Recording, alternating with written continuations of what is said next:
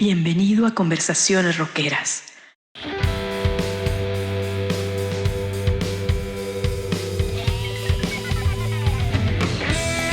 Buenos días, buenas noches, dependiendo del horario donde tú nos veas. Bienvenidos a una nueva emisión de Conversaciones Rockeras. Amigos, gracias por el apoyo. A los que son nuevos, por favor, suscríbanse, quédense aquí, denle like. Y a los que son habituales, muchas gracias. Gracias a toda esa banda heavy metalera, rockera que nos sigue. Muchas gracias. Y hoy seguimos platicando de estos discos clásicos, que hicieron historia desde el año de 1984 y hoy tenemos el 40 aniversario de otro discazo que aquí les presento. Y pues mi invitado de honor el día de hoy es mi querido amigo Raúl Ulloa, un experto en Metallica, en los primeros años del grupo, en toda la época thrash metal. Bienvenido, Raúl. Muchísimas gracias. Te saludo, Armando, te mando un abrazo también a Mauricio.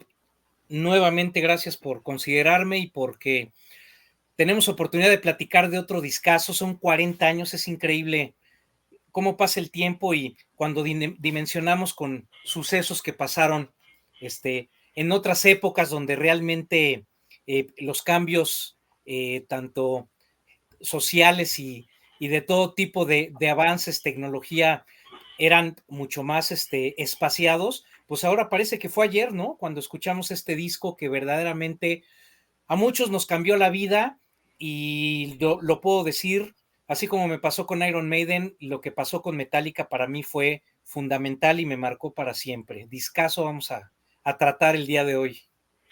Raúl, pues Ride the Lightning, tras los límites, bajo el comando de Flemming Rasmussen, el famoso productor danés que tú conoces. Así es. ¿Y por qué este disco es tan importante para ti? ¿Por qué te gusta tanto? Yo sé que este es un disco de tus amores. Pues mira, yo no conocía Metallica en el Kill 'Em All, no sabía de su existencia. Y justo fue una tarde, me acuerdo que fue en el verano del 84, estaba yo recostado oyendo música, escuchando el programa de Monsters of Rock de Víctor Manuel Luján, y pues de repente suena Creeping Dead, y pues habituado a escuchar mucha música y todo, que cosas que te llaman la atención, otras no tanto. Esto verdaderamente fue catapultante. Me levanté escuchando esos primeros riffs de Creeping Dead y dije, ¿qué es esto? O sea, yo todavía no estaba inmerso en el trash. Por ahí había ya escuchado una rola de Anvil del Forgetting Fire, esta canción que se llama Motor Mount, que para mí fue lo más speed que escuché en el momento. Ahí descubrí que había otro tipo de música. Pero escuchar Creeping Dead de plano, y estarás de acuerdo, te manda a otros parajes, algo inhóspito, con una energía espeluznante. Y bueno, pues me di a la tarea de investigar qué era. Al final, pues Víctor Manuel habló de Metallica, dijo el nombre del disco, lo anoté. Y acto seguido, lo primero que hice fue llamar a las tiendas habituales. Llamé a Aquarius, llamé a Super Sound, que está en Polanco, hasta Sorba tenía yo el teléfono. Nadie, sabían de la banda, sabían que el disco estaba por salir, pero todavía no lo tenían. Entonces, pues empezó esa ansia de poder conseguirlo. Me acordé que había otra tienda en Plaza Inn que se llamaba Rock Express, que curiosamente tiempo después me enteré que pertenecía al mismo grupo de Super Sound. Y bueno, ya era una tienda que yo conocía. Y cuando hablo por teléfono, el dueño me dice, mira, me llegó una copia, pero es la mía. Y obviamente, pues lo voy a pedir, es muy buen disco. Y dame chance y en unos 15 días, 3 semanas a más tardar, ya lo tenemos por aquí. Pues ya te imaginarás mi obsesión, maestro, que de repente al día siguiente le digo a mi papá, llévame, por favor, tengo una lanita, quiero comprar ese disco. Llego a la tienda, el tipo, pues me dice, maestro, te lo dije por teléfono, este álbum es mío, espérate, bla, bla, bla. Pues fue tanta mi insistencia, maestro, que llegó un momento en que mi papá me jaló del brazo y me dijo, a ver, enfría la cabeza, te están diciendo que no te lo pueden vender, tranquilo. Pero bueno, güey, no te puedo contar la manera en que me puse de intenso, que el cuate se hartó y dijo, ¿sabes qué, maestro? Llévatelo, ya después yo lo recupero con los que lleguen. Y esa tarde salí con el álbum. También pude comprarlo importado, afortunadamente. Todavía tiene su celofán original. Y bueno, pues es la primera edición ya de Electra. No conseguí el de Music for Nations, obviamente, pero pues al final tenía yo el disco, llegué, lo escuché en casa, después ya pude hacer una reunión con los amigos, escuché primero Creeping Dead, pero al correr todo el disco te das cuenta que estás ante algo totalmente diferente y que ya te marcó de por vida. Y así fue mi primer contacto con Metallica. Y bueno, pues definitivamente creo yo que muy probablemente pues haya sido la primera copia que haya llegado en ese entonces al Distrito Federal, no lo sé, pero pues por eso le guardo muchísimo cariño a este álbum, ¿no? Sí, es curioso, fíjate este acetato que aquí muestro, la famosa etiqueta de Vértigo, la galleta que luego le dicen, fue editado en México por Polygram y yo pensé que nunca había sido editado este disco nacional de Metallica en México. Mi recuerdo es del Master of Puppets, que ese yo también lo compré importado, pero jamás pensé que este hubiera sido presentado en México. Sí, salió edición nacional. Obviamente la primera versión es la de Megaforce, seguían todavía con el contrato que tenían con Johnny Marcia Sazula, que esa es otra historia muy interesante, cómo se deslindan de eso, pero al final, pues fue un disco que pudimos apreciar en todo su apogeo y pues definitivamente para mí fue mi introducción al thrash metal, que es uno de los géneros que más amo, y pues ya después me di a la tarea de buscar el Kill Em All, entendí lo que fue la revelación de ese álbum, pero definitivamente Ride the Lightning muestra una madurez musical y toda una fuerza creativa que tenían estos güeyes a su edad para poder hacer un disco de esa dimensión y que sirvió también de influencia para muchísimas bandas y que hoy día se hable y se diga lo que sea de Metallica, son álbumes insuperables y que van a pasar también la prueba del tiempo, van a ser inmortales definitivamente. Fíjate, mostrando un poco el arte del disco, La funda. que la funda, aunque tengo mis dudas de que esta funda haya salido en edición nacional, pero el que yo tengo tiene esta funda. Esa sale en el importado, efectivamente. ¿Verdad que sí? Bueno, y me confundo un poco porque ve la presentación, el arte, la tipografía, se parece un poco a el arte de Master of Puppets. Ajá. Claro, en el Master vienen fotos de ellos ya del 86, que es cuando lo sacan. Exactamente. Sí, pues bueno, repitieron patrones, ¿no? Pero sí, esta tipografía negro con amarillo es particular de Del este disco. Creo importado. que el nacional sí venía en blanco y negro. Y pues bueno, efectivamente empezamos, ¿no? A leer, a investigar, pero pues es un álbum definitivamente demoledor. Al final, yo te podría decir que después a la salida del Unjustice for All, que podría ser mi favorito como el disco mejor logrado de Metallica, se me hace un disco progresivo, un disco con un desarrollo de composiciones totalmente con variantes intrincadas, complejas. Ahí Lars Ulrich verdaderamente es un titán en lo que hace, pero al final me sigo quedando con mi favorito Ride the Lightning precisamente por esa crudeza, por esa creatividad, por esa iniciativa y sobre todo porque verdaderamente me sacudió el cerebro en su momento. Claro, y para este disco, pues ya Metallica tenía una mejor producción en Así comparación a es. su disco debut. Incluso Totalmente. los mandan a trabajar con Flemming Rasmussen a Dinamarca, ahí lo graban y prácticamente creo que llegan en febrero a grabarlo ahí a Dinamarca, en febrero del 84. Exactamente, por ahí del 20 de febrero. Ellos regresan después de una gira que tuvieron con Kill Em All. Fue una gira muy larga en varias ciudades de Estados Unidos y de Norteamérica, justo con Raven, con estos extraordinarios hermanos que son parte de la New Wave of British Heavy Metal y hacen su gira en Estados Unidos. Metallica regresa a su casa de Carlson Boulevard, esa casa que, pues bueno, se caía a pedazos, pero era el nicho creativo de ellos y donde vivían y eran totalmente libres de hacer lo que querían. Regresan después y empiezan con las ideas para Ride the Lightning, ¿no? Ahí es donde se le ocurre, porque más que mandarlos, porque ellos todavía estaban con Megaforce, con unas limitantes de presupuesto terribles, a Lars Ulrich se le ocurre la idea de ir porque era un estudio que estaba en Dinamarca, en la capital donde él nace. Sabía él de este Flemming Rasmussen, que era un productor reconocido, había grabado otras bandas que Lars Ulrich admiraba, y bueno, pues con presupuesto que jalan de todos lados logran hacer el viaje, y bueno, pues ahí es donde se instalan, están 3 semanas grabando el álbum, y bueno, era tan precaria su situación que no tenían ni para comer, maestro, así, o sea, el presupuesto que les daba Megaforce era para comprarse cervezas y párale de contar, ¿no? Ellos tienen anécdotas muy padres y están muy agradecidos porque la esposa de Flemming Rasmussen les hacía de comer, los consintió mucho en ese sentido, les dieron el cobijo que necesitaban para estar tranquilos y poder grabar ese álbum. Y bueno, pues realmente la inyección anímica que tenían ellos como banda se las daba realmente la adulación que tenían ya de los fans alrededor del mundo. Ya para esta época Metallica ya estaba sonando a través de las revistas, a través de los fanzines, y bueno, pues eso fue la inyección que necesitaban para grabar un álbum de este nivel y que realmente lo lograron, ¿no? El álbum se sale a la venta el 27 de julio del 84 y de ahí empiezan ya una gira en donde prueban las mieles del público europeo y ahí comienza la historia de este disco, maestro, que es sensacional.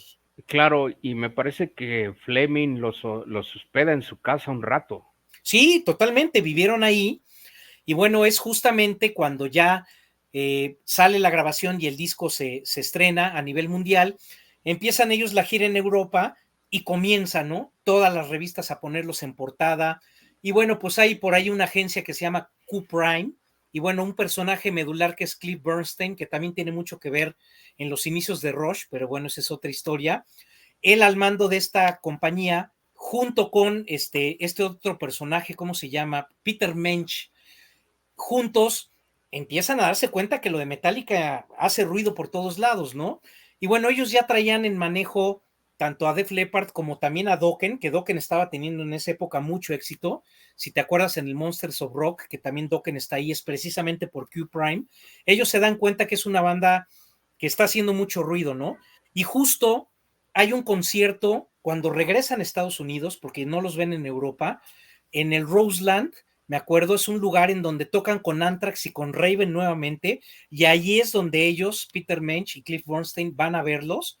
Y bueno, pues maestro, sudaban los muros del lugar de todo el slam y el éxtasis que había con las tres bandas, pero al escuchar a Metallica se dan cuenta que es la banda que tienen que firmar. Ahí es donde ellos se ofrecen a pagar la deuda que tenían todavía porque los números no salían con Johnny Marsh Sazula. Termina el contrato, se hace manager Cliff Bernstein y comienza una nueva era para Metallica, ¿no? Aquí hay un dato muy curioso que yo quiero recomendarles, un documental que se llama What the Fuck is This Guy, está en Netflix y habla precisamente de Michael Alago, que es un puertorriqueño que llega a Los Ángeles, que le fascina la música y que sus primeros contactos son meterse en los hoyos funkies, meterse en el underground metalero más pesado, pero también se metía a los clubes de jazz, se metía a escuchar música soul, y al final la historia lo pone como uno de los cabezas importantes y mentes decisoras para contratar bandas en Elektra. El documental está muy padre porque además de que hablan de toda su carrera, hay escenas con Metal Church, hay escenas con los Misfits, porque a todas esas bandas él las apoya.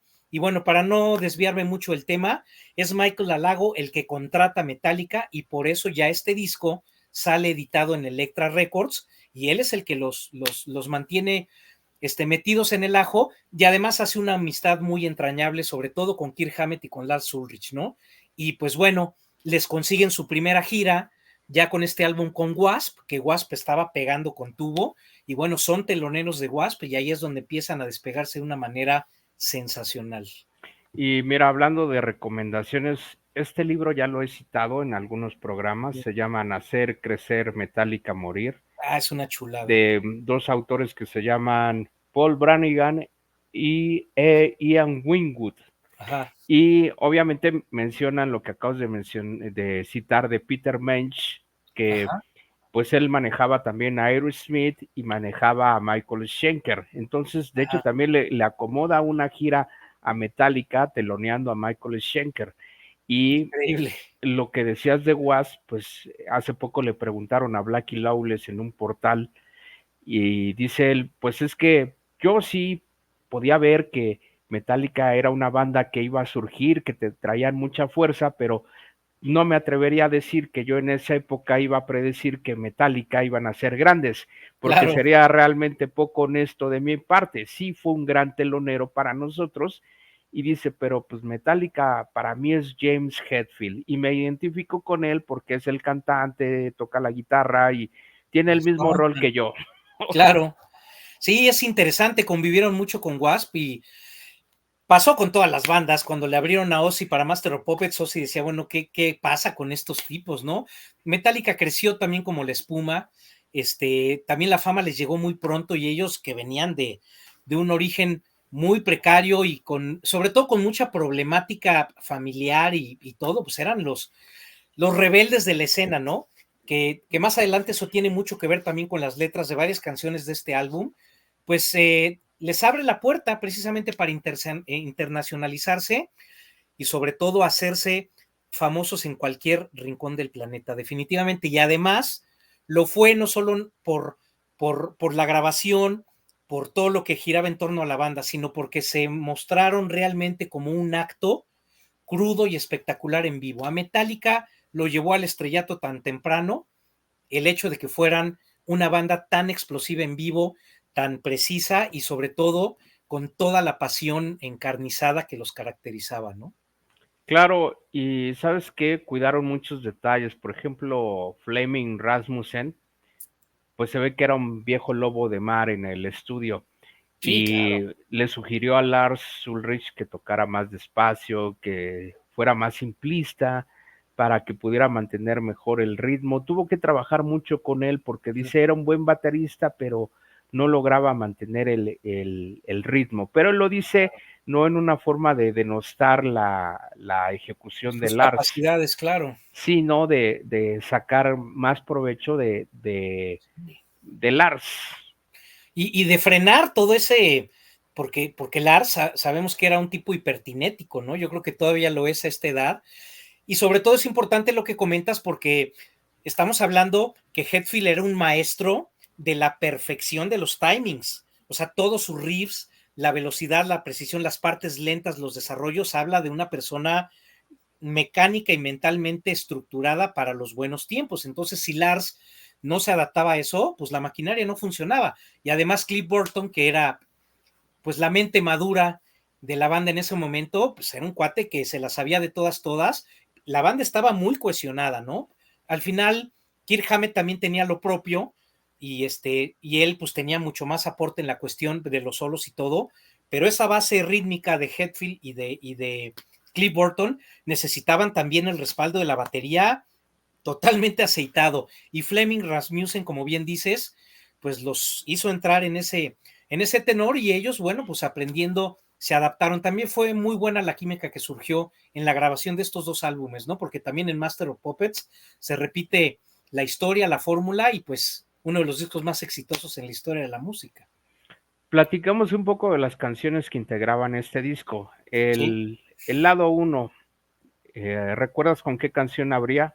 totalmente. Fight Fire with Fire, que empieza con una introducción acústica deliciosa y a la vez intrigante.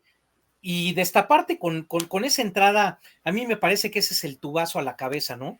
Es una rola apocalíptica, habla precisamente de un apocalipsis nuclear, de la guerra, es una etapa de obsesión que tenía James Hetfield sobre la muerte. Entonces, él estaba obsesionado con eso, su madre murió de enfermedad, él tenía un rollo ahí con las enfermedades terribles y con el desencadenamiento de la muerte, ¿no? Entonces, pues de ahí viene la idea, no tanto para la rola Ride the Lightning, sino cuando escriben Fight Fire with Fire y esa obsesión de Hetfield con la muerte, viene el concepto de la silla eléctrica. Para Hetfield la silla eléctrica era como la, la, el ejemplo gráfico de todo lo que traía él en su cabeza, ¿no? Y que es lo que termina en la portada. Es una rola verdaderamente explosiva, increíble. Luego venía la canción que daba título al disco. La homónima Ride the Lightning, sí. Pues aquí los pensamientos antes de sentarse a la silla es lo que lleva a escribir esta letra, ¿no? O sea, de repente comentaba Lars que pues ellos pensaban mucho de cómo previo a la muerte, a una sentencia que ya está prevista, pues empieza tu mente a pensar, ¿no? Lo que hiciste bien, lo que hiciste mal, lo que pudo haber sido, cómo te podría salvar de ese momento. Y de eso habla la canción, es como estar atrapado en situaciones cotidianas, sin llegar a este estatus de muerte, pero en donde de repente como adolescente te veías atrapado y te sentías que no había salida, ¿no? Es una canción complicada, pero musicalmente, pues bueno, el inicio, las ideas de riffs, aquí empezamos a ver verdaderamente a la banda en su madurez creativa y sobre todo cómo verdaderamente las ideas de los riffs son de lo más original que había en el momento y que además todavía hasta la postre no ha habido gente que tenga esas ideas, ¿no? Oye, y luego venían dos clásicos, bueno, dos temas que a la postre se volvieron clásicos de la banda. Uf, totalmente, estamos hablando de For Whom the Bell Tolls, qué rola, esa parte del riff después del preámbulo del inicio, que yo digo que siempre me recuerda a la película de Tiburón, chan, chan, chan, esa como cacería es una cosa increíble. Para mí el sonido también de la distorsión, no me acuerdo qué pedales usaban, si era el overdrive o cuál, los que toquen guitarra deben saberlo más, pero esa pesadez en las guitarras de Metallica es increíble, ¿no?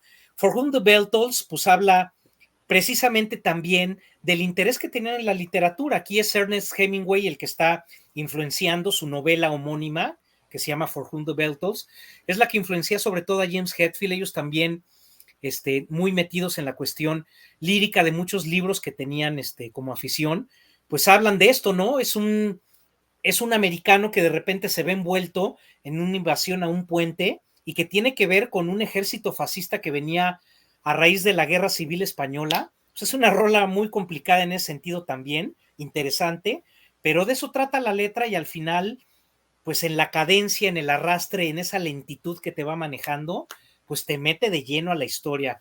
Volvemos a lo mismo, ¿no? Platicábamos en nuestro programa pasado de Iron Maiden que tenía mucho de cinemático, ¿no? Sus iniciativas en las canciones, donde te despiertan a ti pues una historia propia y haces tu película particular, pues eso se hace también en varias rolas de este disco y For Whom the Bell Tolls no es la excepción. Y cerraba el disco con Fade to Black. El lado A, claro, por supuesto, que es una balada preciosa. Nunca se imaginó la gente, sobre todo los que ya estaban muy involucrados desde el Kill Em All en lo que era Metallica y su crudeza, jamás se imaginaron una balada tan temprana, ¿no? Y la verdad es que es una balada que el nombre le viene guango, simplemente es una rola emocional, introspectiva, que está bien lograda porque no deja de ser oscura y de ser totalmente depresiva, o sea, no rompe el contexto de lo que venía haciendo la banda, pero ¿cómo es posible que puedan desarrollar ese tipo de melodías tan profundas y esas letras tan interesantes dentro de un disco que viene con todo el poder? Y eso es lo que le da un plus a Metallica, lo que le da también una relevancia a este álbum. Y bueno, pues Fade to Black es el preguntarse, ¿no? Si la vida vale la pena, si vale la pena vivirlo, o muchos que deseaban estar muertos, también era ese temor de saber qué hay más allá, ¿no? Te puedes enfrentar a una situación todavía más oscura después de la muerte. Es nuevamente otra letra muy compleja que hay que entenderla, interpretarla, y de eso habla. Al final, pues ellos se encontraron como adolescentes con toda esa rabia que tenían y de un pasado de repente sufrido en muchos aspectos, encontraron en este cuarteto y como grupo un consuelo y un escape a todos sus problemas y en donde realmente y de la manera más artística hicieron música fabulosa. Oye, y el lado 2 empezaba con ¿qué canción? Trip on the Rise, una rola que pues hablaba también de la rapidez de la vida, vivir en soledad, el sentirse atrapado, ¿no? Atrapado en un témpano de hielo. Esto también era ejemplificarlo, pero pues de una cotidianidad también complicada que tenían ellos. O sea, todo el disco realmente podría ser un concepto, ¿no? Que tiene mucho que ver con sus sensaciones como seres humanos, en el estatus en los que ellos estaban, en una edad específica y en donde pues se fueron abriendo camino con muchas carencias, pero logrando el éxito que bien merecido lo tenían, ¿no? Y luego venía una rola bien interesante que en mi Ajá. opinión definió el sonido de Metallica en años posteriores, Escape. Sí, sí, totalmente, porque estamos hablando de Escape. Esta rola es muy curiosa porque fíjate que fue el primer intento de hacer un single para el disco. Ujú. La compañía les pidió un éxito radiable, ellos se morían de risa y decían, pues no vamos a hacer un hit para la radio, pero sí se intentaba que fuera el primer sencillo. La verdad es que lo hacen en esa intención, es una rola melódica, tiene un riff, el riff base de Escape a mí me parece maravilloso, pero resulta que no pegó como tal. Al principio llegaron, pues obviamente con antelación la grabación de las rolas para todas las estaciones de radio, no la pelaron, no fue un éxito, la verdad es que pasó sin pena ni gloria, y eso a ellos les afectó mucho, a tal grado que decían, bueno, la grabamos con esa finalidad, no se logró, entonces sintieron en cierta manera que se habían vendido, todavía estaban en ese rollo de la legitimidad de la apuesta a la música que ellos querían. Entonces sintieron que grabar esta rola pensando en un hit y que no pegó, pues se habían vendido ellos mismos a sus propias creencias y terminaron odiando la canción. Todavía hoy día Hetfield te dice que es una rola que nunca la van a tocar porque terminaron hastiados de ello. Y la realidad es que solo la tocaron una vez y fue en el Festival de Orión. ¿Te acuerdas ese festival que ellos mismos bautizaron el Orion Music? Y en el 2012 tocan todo el Ride the Lightning completo y ahí es donde la tocan, pues porque era parte del álbum, pero sí es una rola que han despreciado ellos mismos y a mí en lo particular me encanta, no sé tú qué opines. Digamos que era un medio tiempo de buena manufactura, de buena hechura. Sí, total pesada, o sea, machacante, muy padre. Y el coro que es melódico, me parece que es también un atino, porque es melodía, pero si te fijas, Hetfield no deja de cantar rasposo, agresivo, aunque está melódicamente, que es lo que yo le critico actualmente. Hetfield se dedicó ya en los últimos discos a cantar realmente melódico, no me gusta eso, porque se me hace una voz muy poderosa que se puede aprovechar de otra manera. Y el claro ejemplo es ese. Escape es una rola con melodía, pero que no demerita en un ápice de su agresividad vocal, ¿no? Y Hetfield era experto para eso. Oye, y luego venía la mejor canción, en mi Uf, opinión, del disco, un himno de totalmente. Metallica, Creeping Dead. Creeping Dead, una rola que va a ser de las rolas más importantes en mi vida. Y bueno, pues habla de Moisés, ¿no? O sea, esa muerte sigilosa que infligieron los egipcios, queriendo matar a todos los primogénitos judíos, ¿no? Es una historia pues totalmente bíblica y que además entre los judíos se decía, si tú llenas de sangre los marcos de la puerta, sangre de cordero, pues te vas a proteger de esta masacre, ¿no? Y vas a proteger a tu familia. Ellos ven una película que tiene que ver con esta historia, no recuerdo el nombre de la película, pero el detalle es que la vieron en casa de los papás de Cliff Burton. Los papás de Cliff Burton apoyaron siempre mucho a Cliff y siempre los adoptaron a ellos como hijos. Tan es así que después Ray Burton, el papá, era parte de la banda. Él iba a eventos, los acompañaba en giras. Y tú te acuerdas de esa inducción al Salón de la Fama, ahí hasta Ray Burton da unas palabras, siempre los vio como sus hijos, estuvo orgulloso del éxito que tuvieron y pues él siempre agradeció la oportunidad que tuvo su hijo de pertenecer a una banda como Metallica. Y bueno, pues a todo esto viene el tema de que convivían mucho en la casa de los papás de Cliff, ahí vieron la película y ahí es donde pues hacen el concepto de esta rola. Es una de las canciones donde Kirk Hammett siempre lo ha dicho, que probablemente sea el mejor solo que él ha hecho desde su particular punto de vista, y es un solo poderoso, es un solo realmente bien logrado. Y bueno, pues esta canción, curiosamente, antes de grabarla, ya la tocaban en la época final de la gira de Kill 'Em All, ya tocaban Creeping Dead en otra versión, pero entonces cuando llegan a grabarla, pues ya estaba súper aceitado el motorcito y la grabaron de una manera increíble y se siente esa vibra en el resultado final del disco, ¿no? Oye, y bueno, Ray Burton, pues la verdad es que, como decimos en México, qué chulada de papá. Todos quisiéramos tener un papá así que te diga, Personajazo. ve por tu sueño, no importa, dedícate al rock, te doy 2 años para que la hagas, si no la haces, te regresas a la universidad a estudiar, ¿no? Eso fue lo que le Exactamente. dijo a su hijo, a Cliff Burton. Eso se menciona aquí en el libro que les comento. Esa Sí, historia de Ray Burton, aquí está, y sobre todo porque pues Cliff Burton era un chavo muy disciplinado, muy enfocado, pudo haber ido fácilmente a la universidad, pero ajá, por seguir su sueño en la música fue que pues lo llamó más Metallica de Trauma, el grupo que sí. él tenía se pasa a Metallica y empieza una carrera espectacular con Metallica. Por cierto, la profundidad de canciones, de letras de Metallica en este disco, a mí en lo particular se me hace increíble las líricas que manejaban. Se notaba al grupo con hambre de rock, con hambre de triunfo. Absolutamente. Este libro, Armando, es una chulada. Se llama Back to the Front. Es la historia del Master of Puppets, pero viene desde los inicios. Es un libro de 300, casi 400 páginas. Y bueno, aquí justamente se abordan muchos detalles importantes del Ride the Lightning. Y es medular como Ray Burton participa mucho en toda esa época, ¿no? Él decía que Cliff, su hijo, también le encantaba la música clásica y justo para componer Orión se influencia en muchos músicos clásicos y a él le encantaba porque veía que su hijo, aportando creatividad a la música que le gustaba, también tenía unas bases de música culta muy interesantes. Entonces, siempre fue orgullo de la familia.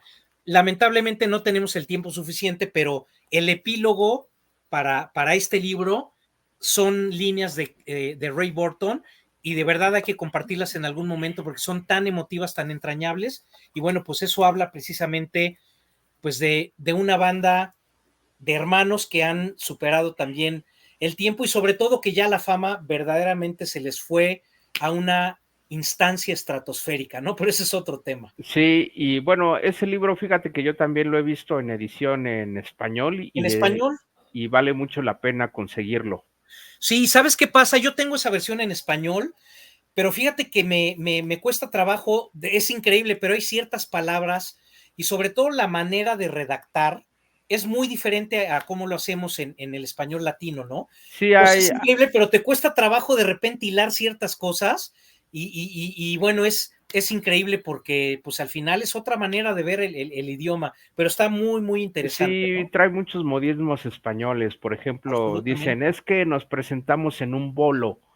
Un bolo en España es un concierto. Entonces Así es. hay que investigar ese tipo de cosas, ¿no? Ya tienes que agarrar el diccionario, entonces ya Sí, sí, rompes la sí. lectura, pero vaya, pues está interesante también aprender desde esa óptica, pero es un libro que viene en inglés y en español, efectivamente. Así es, a fecha reciente les recomiendo a los amigos que ven aquí el canal, vean un programa de un chavo que se llama Nico Borie, un chavo que hace covers en español de metal, es chileno.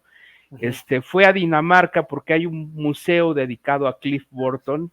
ujú. Esa iniciativa, bueno, eh, Cliff Burton tuvo el accidente entre Dinamarca y Suecia, ¿no, Raúl? En ese trayecto, más o menos, en la gira de Master No, of Puppets. fue en Suecia totalmente, sí. Estaban yendo de una ciudad a otra y al final, fue un descuido del chofer que tomó una curva donde había Sí, hielo de más y bueno, pues al final sucede la tragedia. Hay una situación ahí terrible, ¿no? En donde Kirk Hammett la cuenta. Ellos, previo a esa noche, estaban jugando cartas en el camión y la litera donde terminó Cliff Burton y que le costó la vida, era la litera más agradable y se jugaron un volado jugando cartas Kirk Hammett y él para ver quién se quedaba con la litera. Al final ganó Cliff Burton y mira, fue el destino el que lo puso en esa cama que al final sale disparado y pues bueno, una tragedia terrible, terrible. Anthrax venía en un camión atrás, ellos eran la banda abridora, viajaron a Europa con Metallica, la relación entre las dos bandas es entrañable también, y bueno, pues también hay una parte que la narra Charlie Benante en ese sentido, lo que fue verdaderamente choqueante de una vivencia de ese tamaño, ¿no? qué buen detalle estás comentando. Yo ignoraba esa parte, pero en este programa que les digo, el Museo de Cliff Burton en Dinamarca, búsquenlo. ahí hay un póster, un afiche de la presentación de Metallica y Anthrax en la ciudad previa a que sucediera el accidente que le cuesta la El vida accidente a total. Cliff Burton. Pero Cliff Burton era tan grande su magia para Metallica que cuando los conoce les dicen, muchachos, pues a mí no me gustan Los Ángeles, véngase a vivir a San Francisco y vamos a ensayar acá y acá van a hacer la base y ahí es donde Metallica empieza a destacar, pero bueno, eso es tema del primer disco de Claro, Metallica, ¿no? totalmente, pero además la Bay Area en San Francisco ya era el nicho, Sí. estaba Exodus, Last Rocket, Testament, los mismos Defiance, ¿no? Forbidden ya estaban en ciernes y Metallica llegó al ajo, además huyendo también de toda la escena glam metalera que ya estaba viendo en Los Ángeles, ¿no? Y bueno, pues ese es un detalle interesante. Por ahí tengo otro libro que les recomiendo mucho, nada más que ya me quedó lejos ahorita, que es un libro editado por Ross Halfin, que ha sido el fotógrafo ligado a la banda. De hecho, el otro día estaba viendo un video de estos últimos conciertos de Metallica de semanas atrás y está Ross Halfin en el escenario tomando fotos, o sea, se ligó con ellos para siempre.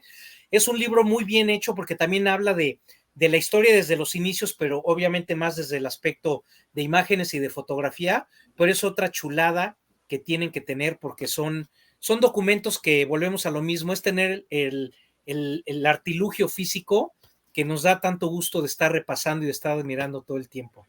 Así es, Metallica hacía su Metal Monday, como Sí. Monday Night Football, ellos hacían Metal Monday en San Francisco. Totalmente. Y con Lizzy Borden y otras bandas de esa época, en fin, gran época de Metallica. Oye, una gran época. Y pues finalmente, pues cerraba el disco con una joya que a mí me parece increíble, te la dejo para que la comentes. The Call of Cthulhu, también empezaba ya el preámbulo de rola larga, rola conceptual, que también ya esperábamos cada disco. En Master of Puppets fue Orión, para And Justice for All fue ¿cómo se llama? To Live is to Die. En fin, rolas que verdaderamente cumplían también con ese compromiso de probarse como músicos y que nos dábamos cuenta que tenían todo el talento para lograr esa cohesión, esos desarrollos instrumentales y que además se volvían un rollo progresista y de concepto que rebasaba ya las barreras del género, ¿no? The Call of Cthulhu está coescrita con Dave Mustaine, porque acordémonos que varias canciones del Kill 'Em All tenían autoría también de Mustaine, y justo aquí en el Ride the Lightning esta canción tiene mucho que ver con él, y además está inspirada nuevamente en otro escritor, ahora con H.P. Lovecraft, que pues era también muy referente para la banda.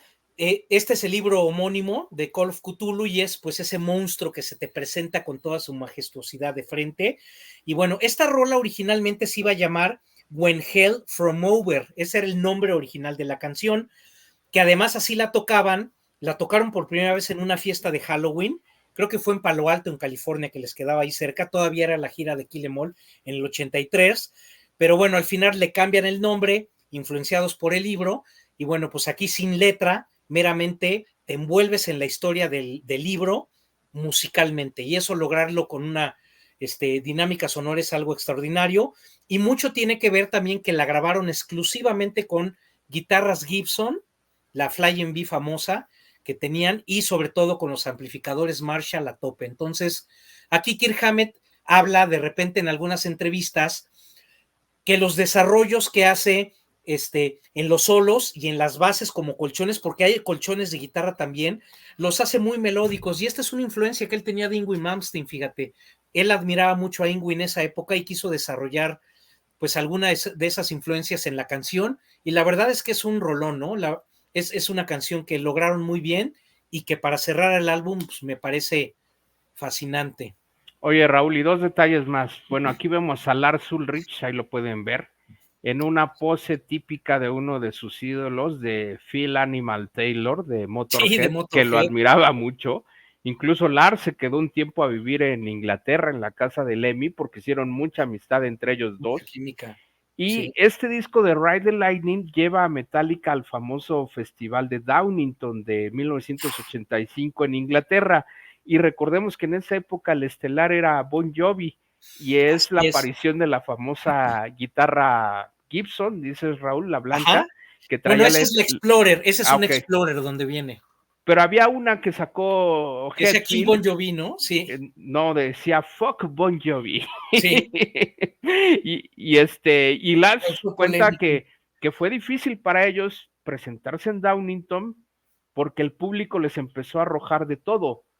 Todo, Pero, basura, porquería y media, botellas, fue una cosa, hay fotos de eso ajá, que realmente es increíble. pero dice Hetfield que le dijeron al público, a ver, pueden aventar de todo, pero si van a tirar nuestra cerveza, vamos a dejar de tocar, pero nosotros somos Metallica y vamos a tocar para ustedes. Así es. Fue como que la carta de presentación para conectar con esa audiencia en Downington, en ese mítico festival. Era una audiencia mucho más jarroquera y además había mucha gente que quería ver a Bon Jovi. Sí, Entonces, pues con toda esta afrenta que tenía Hetfield, pues evidentemente estuvieron como pie de guerra, sí, sorteando ahí todos los proyectiles y todo. Por ahí también hay un texto de Ross Halfin muy interesante que habla sobre eso, pero fueron las pruebas de juego de Metallica que se plantaron y convencían hasta el más acérrimo detractor, ¿no? Entonces, toda esa historia de crecimiento de Metallica fue increíble. Y bueno, yo quiero compartirles este sencillo de mi rola favorita de Creeping Dead. Esta es la edición de Music for Nations, la europea, que tuvo un primer tiraje en Inglaterra y otro francés. Este es el inglés y es muy bonita edición porque trae el vinilo en color azul con esta galleta de Music for Nations que fue también muy, muy conocida. Es un azul translúcido y bueno, pues es un discazo. Este disco trae en el lado 2 Emma Evil, que es una canción de Diamond Head que pues realmente influenció a todo el movimiento trashero de la época y trae otra rola de Budgie, ¿no? Que es Blitzkrieg y bueno, pues sabemos que también a partir del Garage Days Metallica se caracteriza por rendirle tributo a sus bandas de garage, de cuando estaban como músicos en ciernes y realmente lo hicieron muy bien logrado. Después en ese volumen 2 te das cuenta que la banda que más coberearon al paso de los años fue Motorhead precisamente. claro, y me parece que en Downington también en el programa estaba Dio y Metallica creo que hizo unas fechas teloneando a Dio en esa época. Eso es increíble. Uh-huh. Oye, pues qué gran época, qué gran disco de Metallica que cumplió 40 años en este 2024. Era obligado a hablar de Metallica en este momento. Totalmente. Y pues algo más que quieras decirle a la gente. Pues maestro, eh, ¿qué más que invitarlos a que se inmiscuyan en este álbum si no lo han hecho a tope? De verdad es historia pura, es un disco que te mueve toda fibra sensible, es un disco entrañable y sobre todo que verdaderamente sienta las bases de un género y que sea lo que sea la banda en la actualidad y que para muchos sigue siendo tan importante como antes y nos siga gustando y que tenga los millones de detractores que tiene, lo que se hizo en estos primeros años de los 80s con Metallica va a ser imperecedero y bueno, pues nuevamente gracias a toda la gente que nos visita en el canal por escucharnos, por dedicar tiempo y porque pues también interactúan en sus comentarios y eso hace que se enriquezca todo esto y gracias nuevamente por la invitación, mi estimado. Pues amigos, muchas gracias por vernos. Disfruten de este disco de Metallica, Ride the Lightning. Y pues ya lo saben, Metal Love Your Ass. Trash Till Death. Hasta la muerte, señores. Nos vemos. Hasta la próxima.